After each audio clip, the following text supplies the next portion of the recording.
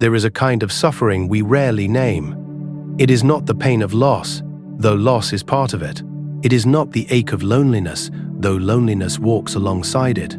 This suffering arises when the world presents itself as it is, and we insist that it should be otherwise. It is the quiet agony of resisting what is already here. Welcome to the Quiet Path, a space where we explore stillness, calm understanding, and the quiet strength that comes from seeing clearly. Today we sit with a truth that, once understood, changes how we move through every moment of our lives. Most suffering comes from resisting reality. You have felt this, even if you have never named it. You have stood in a line that moves too slowly, feeling your chest tighten, your thoughts racing toward where you need to be, as if your impatience could somehow speed the world along. You have lain awake at night, replaying a conversation, wishing you had said something different, as if the past could be rewritten by the force of your regret.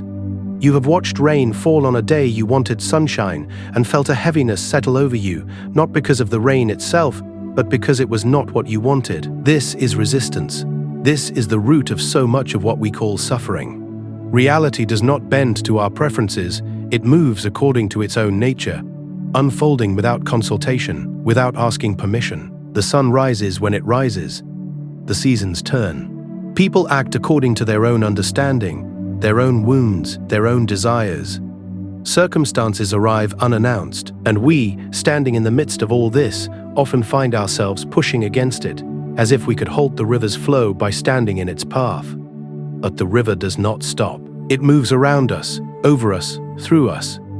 And we are left exhausted, bruised, wondering why life feels so hard. The ancient teachers understood this. In Japan, there is a way of seeing that does not fight with the world. It does not demand that things be different. It observes. It accepts. It moves with what is, rather than against it. This is not passivity. It is not resignation. It is something far more subtle, far more powerful. It is the recognition that reality, as it is the only reality we have, and that our struggle with it creates a second layer of pain, entirely of our own making. Consider how much of your inner turmoil is not caused by what is happening, but by your refusal to accept that it is happening. Someone speaks to you in a tone you dislike. The discomfort you feel is not just the tone itself, but your insistence that they should have spoken differently. Traffic delays you. The frustration is not merely the delay, but your belief that the road should be clear, that you should be moving faster, that this should not be happening. A project at work takes longer than expected.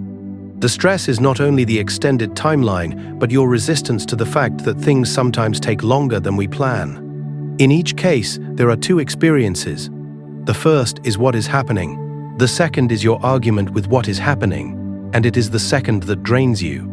We are taught, in so many ways, to resist. We are told to fight for what we want, to never give up, to push through, to make things happen. And there is a place for effort, for intention, for action. But we confuse action with resistance. We confuse acceptance with defeat. To accept reality is not to approve of it. It is not to like it. It is simply to acknowledge that it is here. And from that acknowledgement, we can respond with clarity, rather than react from a place of inner conflict. Think of a time when you were ill. Perhaps you had a cold, or the flu, something that kept you in bed for days. In the beginning, you may have resisted. You may have thought about all the things you should be doing, all the plans you had made, all the ways this illness was inconvenient. You may have pushed yourself to work, to move, to carry on as if nothing had changed. And you likely found that the illness lingered, that your body did not recover as quickly, that your resistance made everything harder. But if there came a moment when you simply accepted that you were ill, when you allowed yourself to rest, to be exactly where you were, something shifted. The illness did not vanish, but the suffering around it softened. You stopped fighting with your own body. You stopped arguing with reality. And in that space, healing became possible.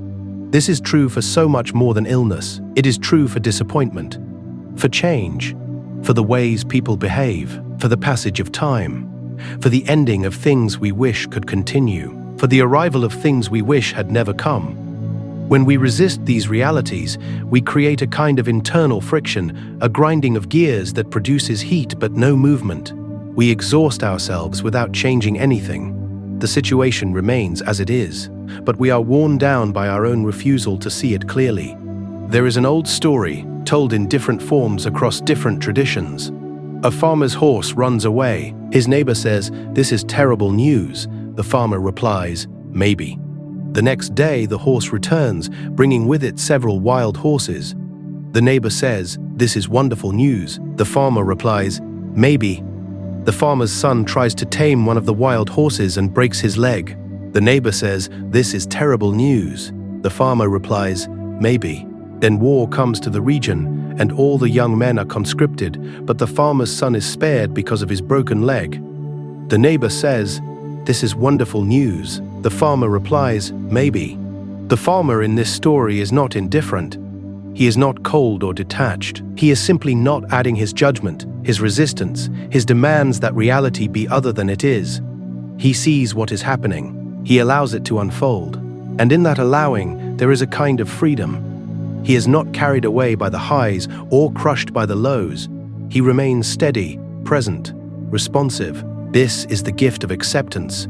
Not that life becomes easier, but that we become less burdened by our own reactions. Most of us spend a great deal of energy trying to control outcomes. We plan, we strategize, we anticipate, and there is nothing wrong with planning.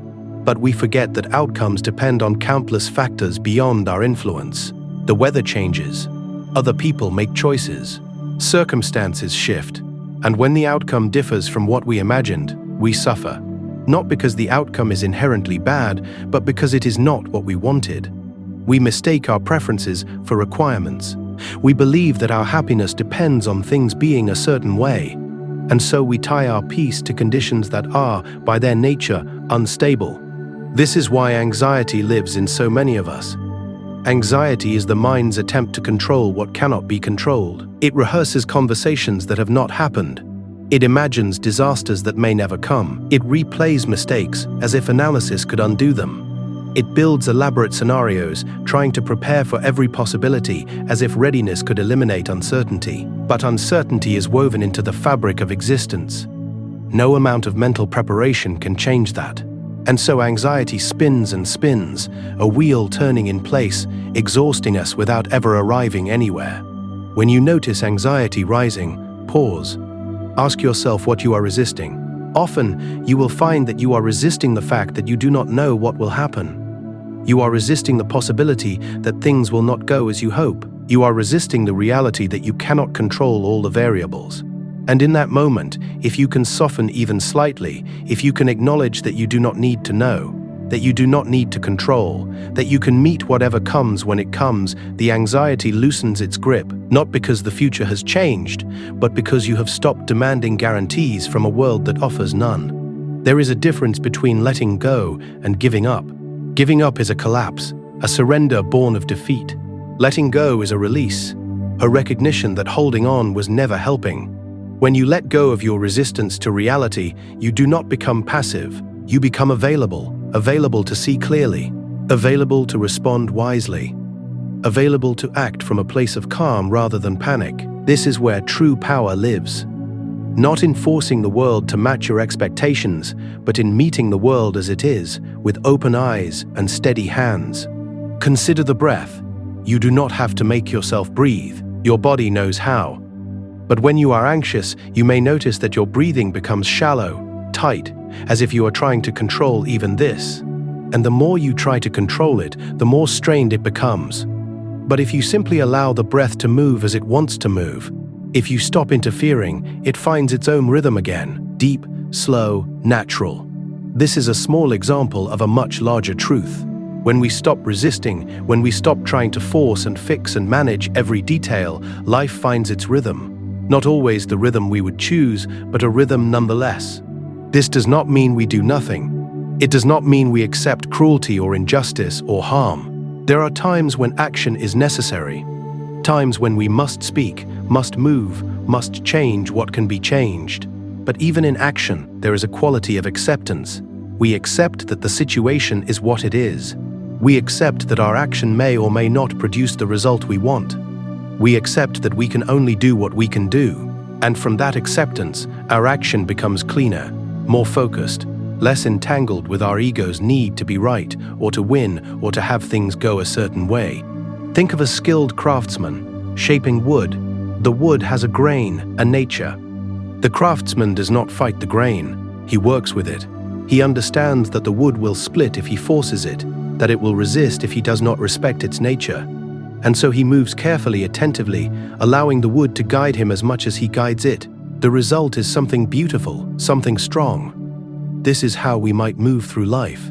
Not forcing, not resisting, but working with what is here, shaping what can be shaped, accepting what cannot. You have probably noticed that the moments of deepest peace in your life were not moments when everything went your way. They were moments when you stopped needing everything to go your way. A walk in the rain when you gave up trying to stay dry and simply felt the water on your skin. A conversation that went poorly after which you realized that you could not control how the other person felt. A loss after which you finally allowed yourself to grieve instead of pretending to be strong. In those moments, you were not resisting. You were present, and presence without resistance is peace.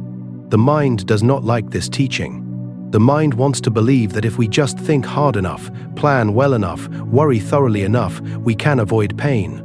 And so it keeps us in a constant state of vigilance, always scanning for threats, always preparing defenses, always arguing with what is. But this vigilance is exhausting, and it does not protect us from pain. It only ensures that when pain comes, we experience it twice, once in the event itself, and once in our resistance to the event. There is a word in Japanese, mono no aware, which points to a kind of gentle sadness, a poignant awareness of the impermanence of things. It is the feeling you might have watching cherry blossoms fall, knowing that their beauty is inseparable from their brevity. It is not despair.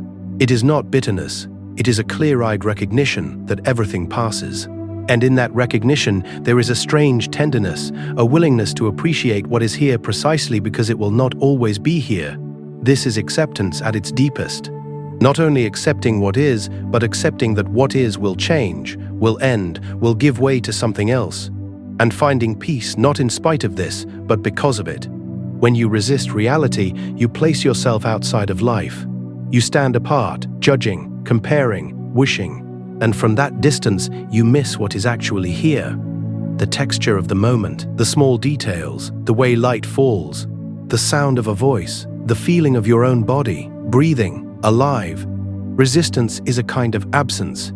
Acceptance is presence, and it is in presence that we find not only peace, but the fullness of living. You might ask, what about grief? What about anger? Are we meant to accept everything, even the things that break us? And the answer is not that we should pretend to be unaffected. The answer is that grief and anger are also part of reality. They are not problems to be solved. They are responses to loss, to injustice, to pain. And when we allow them to move through us without resisting them, without judging ourselves for feeling them, they do move, they shift, they transform. But when we resist them, when we tell ourselves we should not feel this way, when we push them down or deny them, they harden. They become stuck. And we carry them sometimes for years, not because the original pain was so great, but because we would not let ourselves feel it fully. Acceptance is not about being cold. It is not about being passive. It is not about lying down in the face of difficulty. It is about seeing clearly. It is about recognizing what is within your power to change and what is not. It is about releasing the exhausting habit of arguing with reality, so that you can direct your energy toward what actually matters, toward action that is wise, toward love that is real, toward a life that is lived, not merely endured. Imagine carrying a heavy stone up a hill. You carry it because you believe you must. You believe that if you put it down, something terrible will happen. But what if the stone is not yours to carry? What if the weight you feel is not the weight of life itself, but the weight of your resistance to life? What if you could set it down not because you are weak, but because you finally understand that you were never meant to carry it? This is what acceptance offers. Not an easy life, but an unburdened one. Not a life without pain, but a life without unnecessary suffering. As we come to the end of our time together today, I want to leave you with this. The next time you feel tension rising, the next time you feel that tight, clenched quality in your chest or your jaw or your thoughts, pause. Ask yourself, what am I resisting? What story am I telling about how things should be? And then, just for a moment, see if you can soften. See if you can let reality be exactly as it is, without adding your judgment, your demands, your fear. You may find that the situation does not change, but you will find that something in you does. And that shift, small as it may seem, is the beginning of peace. If this reflection offered you something, if it helped you see your own resistance a little more clearly, I invite you to like this video. And if you would like to continue walking this path with me, exploring stillness, calm, strength, and the wisdom that comes from seeing clearly, consider subscribing to The Quiet Path. There is no rush, no urgency, just an invitation to return whenever you are ready to this space of quiet understanding. Walk slowly, see clearly. I will see you again on The Quiet Path.